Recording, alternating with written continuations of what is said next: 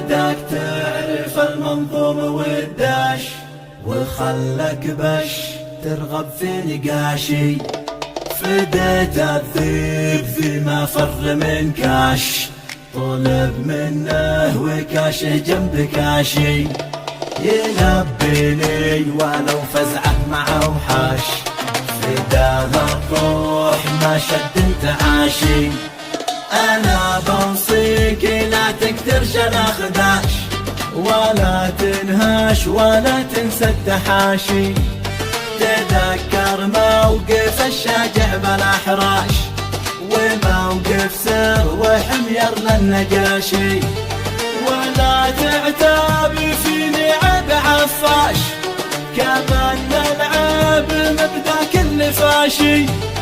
توثب في الشدايد رابط الجاش، وهونها ما تستقوى تخاشي.